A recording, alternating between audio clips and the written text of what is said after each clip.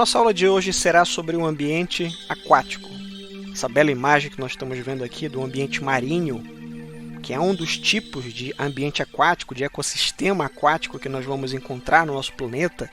E esse peixe aí que é o espadarte, que é um peixe muito bonito. Que componente sustenta a vida no ambiente aquático? Quais as principais ameaças ao ambiente aquático e o que pode ser feito a respeito? A água no planeta. Nós já sabemos muito bem que a maior parte da superfície do nosso planeta ela é composta de água.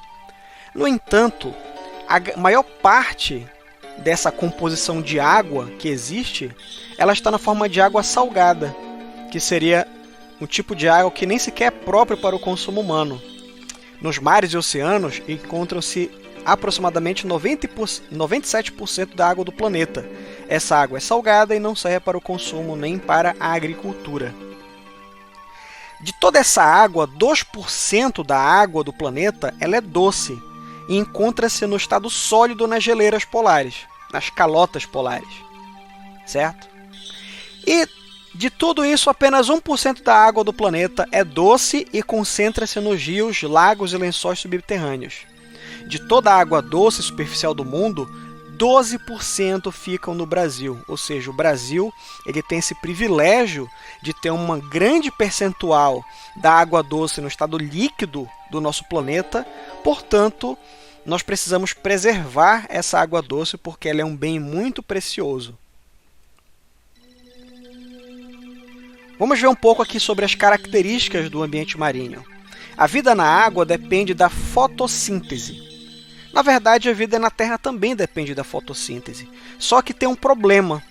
Quando nós falamos do ambiente terrestre, nós temos entre a luz do Sol e as plantas que vão fazer essa fotossíntese, o ar. E o ar ele não impede a passagem, em grande parte ele não impede a passagem da luz do Sol. No entanto, quando nós falamos de ambiente marinho, onde você vai inserir a água como uma barreira para que a luz do Sol ela entre nesse ambiente, nós vamos dividir em zona eufótica, que seria essa primeira região aqui, que é uma região que vai em torno até mais ou menos 200 metros de profundidade. Essa zona é a zona até onde a luz solar chega. Nós temos a zona afótica, que seria abaixo de 200 metros. A partir daqui a luz do Sol não penetra mais. E nós temos as zonas abissais, que elas são acima de 2.000 metros de profundidade, que são regiões onde toda a vida marinha ela é adaptada a enormes pressões que existem lá no fundo do oceano. O que isso aqui impacta, essas zonas diferentes impactam na questão da cadeia alimentar? Pois bem, assim como no ambiente terrestre nós temos as plantas que fazem a fotossíntese e fornecem o alimento e energia para os seres vivos das cadeias alimentares terrestres, no ambiente aquático nós temos as algas que fazem esse processo. Elas são as principais realizadoras da fotossíntese e as principais produtoras de matéria orgânica e de energia para os ambientes aquáticos. No entanto, para se fazer fotossíntese, precisa-se de luz do Sol. E você está percebendo por essa imagem que abaixo de 200 metros de profundidade, a luz do Sol começa a ter dificuldade de penetrar. Ou seja, as algas não terão mais a capacidade de fazer fotossíntese. Vamos ver aqui. A intensidade de luz diminui com a profundidade. Quanto mais fundo, maior é a quantidade de energia da luz absorvida pela água e mais escuro o ambiente se torna. Obviamente, quanto mais fundo você está no ambiente aquático, maior é a dificuldade das algas fazerem fotossíntese. Na zona eufótica, há algas microscópicas, além de seres heterotróficos, ou seja, que se alimentam de outros seres vivos, e algas pluricelulares presas no fundo. Essas algas microscópicas são as maiores produtoras de alimento e de oxigênio nos ambientes aquáticos. Na zona afótica, que seria aquela que não tem luz, não há fitoplâncton. Fitoplâncton seriam essas algas que fazem fotossíntese, pois não existe mais luz suficiente para a fotossíntese. A zona abissal é uma região escura e fria, que não recebe nenhuma luz. né, que nós daqui a pouco vamos observar um pouquinho como é a fauna da zona abissal, e ela é uma fauna bem peculiar, bem diferente. Essa imagem está mostrando as algas microscópicas que fazem parte do fitoplâncton, né, que seria aquele plâncton, seriam as algas que ficam na água que fazem a fotossíntese.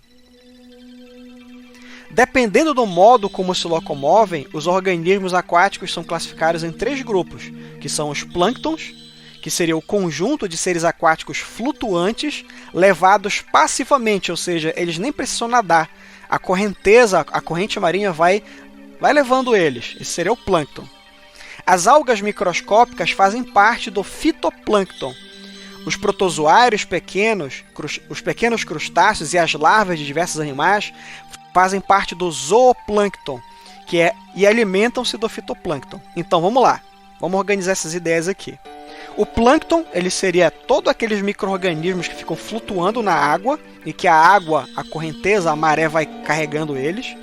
Dentro desse plâncton você tem o fitoplâncton, que seriam os fotossintetizantes, seriam as algas que fazem a fotossíntese. E nós temos o zooplâncton, que é formado basicamente por protozoários, crustáceos e larvas de diversos animais.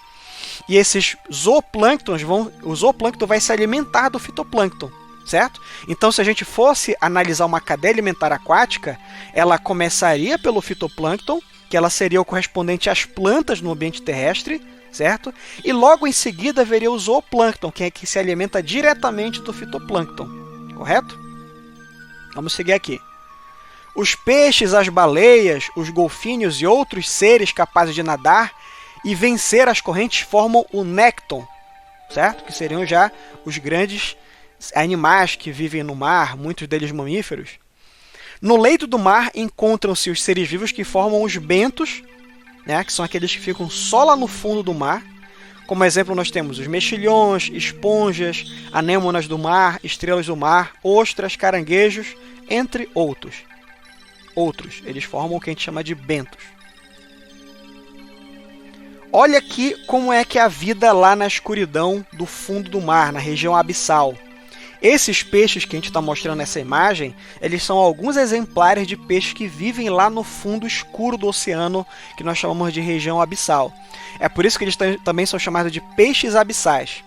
Na zona abissal, existem animais chamados de peixes abissais, que são predadores ou que se alimentam de restos de matéria orgânica que cai da superfície, ou seja, restos de animais mortos que vêm lá da superfície da água, eles vêm descendo lentamente, e aqueles que chegam até as grandes profundidades servem de alimento para os peixes abissais.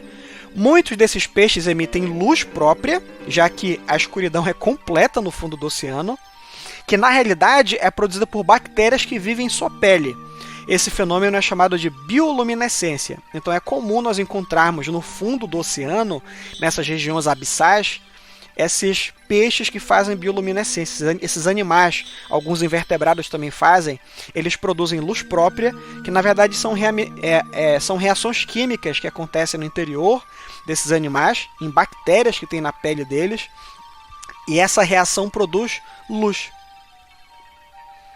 As regiões do mar onde há maior biodiversidade, ou seja, existe a maior quantidade de seres vivos e espécies, são as regiões menos profundas, ou seja, mais próximas da superfície, que ficam perto do litoral. Com mais luz e sais minerais, as algas do fitoplâncton se reproduzem rapidamente e levam mais consumidores a se concentrar na região costeira, certo? Então, próximo da borda do mar, né, ou seja, na região litorânea, próximo da terra, você vai ter mais sais minerais e muita luz para que o fitoplâncton ali se reproduza e produza alimento. Dessa forma, isso atrai os consumidores, que seriam os outros animais que vêm se alimentar deles. Por conta disso, você vê o que? Uma convergência, né, de vários animais, como a imagem está mostrando, todos eles indo em direção à costa, à região próxima da costa do continente, né, da região costeira, atrás de alimentos. As regiões de ressurgência são regiões costeiras, onde correntes de água levam sais minerais do fundo para a superfície. A biodiversidade também é grande nas regiões em que há recifes de corais. Esses depósitos de corais são encontrados em regiões tropicais, em águas quentes e rasas, e servem de abrigo para peixes, algas, moluscos, crustáceos e muitos outros animais. Então são grandes ambientes, esses recifes de corais, onde você também vê uma convergência da vida indo habitar esses ambientes. É por isso que é muito importante que o ser humano preserve esses ambientes aquáticos, porque se eles não forem preservados, você vai acabar com a morada desses animais e por conta disso eles podem desaparecer, e isso vai afetar o ser humano de uma forma ou de outra. Afinal de contas, nós também nos alimentamos da vida marinha. Vamos lá, água doce. A água doce você vai encontrar ela em rios, riachos, córregos, lagos, lagoas, pântanos e brejos. Águas mais rasas que o mar e com menor quantidade de sal seria a característica de algo que você vai chamar de água doce, né? Você não vai encontrar regiões abissais, por exemplo, em lagos e em rios. Os rios e os lagos eles costumam ser menos profundos e você vai encontrar uma quantidade muito menor de água, de sal dissolvido na água. Os rios de águas agitadas possuem pouco ou nenhum plâncton. Nesse caso, os produtores são algas presas ao fundo do rio.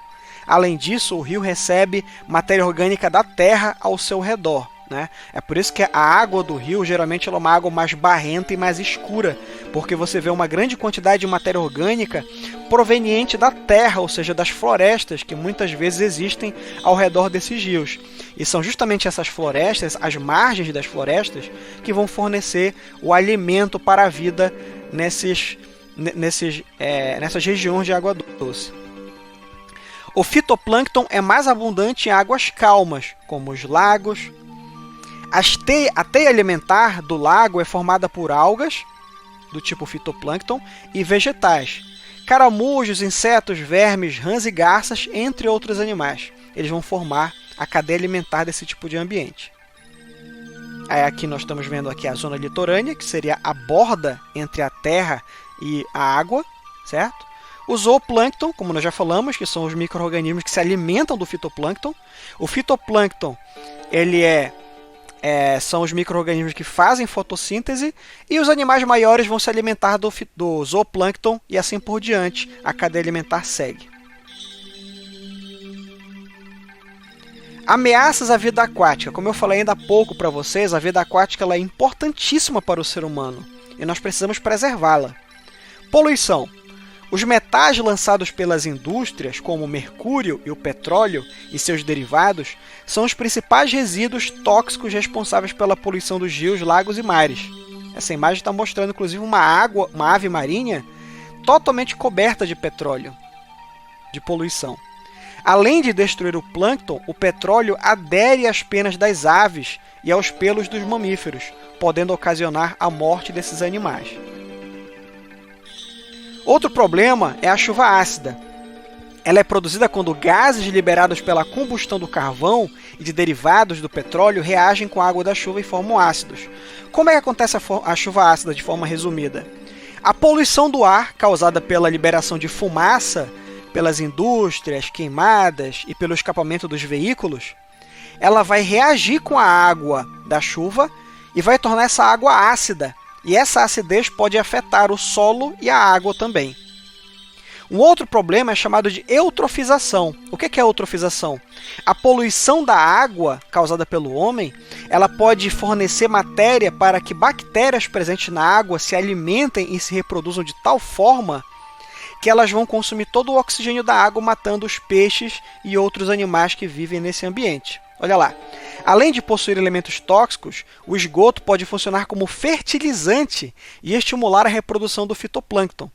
A grande massa de algas na superfície impede a passagem de luz e diminui a concentração de oxigênio na água. Então essa imagem está mostrando uma água eutrofizada. Vocês estão vendo essa cor verde aqui da água? Isso aqui são colônias de bactérias e algas presentes nessa água. E essas bactérias e algas em grande quantidade, elas bloqueiam a passagem do sol, da luz do sol, e além disso elas consomem o oxigênio da água, levando a isso aqui que nós estamos vendo na segunda imagem, que é uma grande quantidade de peixes mortos.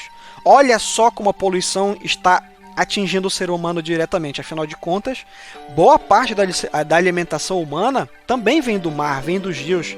Ela é composta por peixes, por mariscos. Várias medidas podem ser adotadas para diminuir a ameaça à vida aquática, como, por exemplo, a proibição do lançamento de poluentes na água, tendo a fiscalização do Estado, obviamente. Controle da poluição dos garimpos, sempre lembrando que esse é um tema muito importante que está em destaque nesse momento. O garimpo, ele lança mercúrio e outros componentes químicos na água, e esse mercúrio e esses componentes químicos, eles afetam a vida aquática, os peixes, e esses peixes se contaminam com esse mercúrio. E no final das contas, quem come esses peixes somos nós mesmos. Então, por conta da ganância do ser humano, por conta da ganância de poucos, muitos pagam, acabam se contaminando com esses metais pesados, como o exemplo do mercúrio, que é utilizado em garimpos, e nós na cidade, você e eu, nós nos alimentamos desses peixes e podemos ter câncer, por exemplo, e problemas neurológicos no nosso cérebro, no nosso sistema nervoso como um todo, por conta dessa poluição. Isso não pode acontecer. Outra medida, a fiscalização da exploração, transporte e distribuição de petróleo. Como nós vimos ainda há pouco, o vazamento de petróleo ele afeta de forma drástica a vida marinha, mata os animais que vivem, as aves, os peixes do ambiente marinho. Melhoria do saneamento básico e da rede de esgoto. Por quê? Porque se você promover saneamento básico e rede de esgoto, você evita com que dejetos, com que a sujeira que sai das casas polua o ambiente aquático, dessa forma evitando a eutrofização do rio. Uso correto de fertilizantes e agrotóxicos para evitar que a água seja poluída com esses fertilizantes e agrotóxicos, lembrando que nós nos alimentamos e bebemos a água do ambiente natural. Se ele for poluído, nós vamos nos contaminar e isso pode levar à morte das pessoas. Desenvolvimento de energias alternativas para diminuir o uso de petróleo e carvão mineral. Então, gente, a nossa aula fica por aqui. Espero que vocês tenham gostado. Até a próxima. Valeu!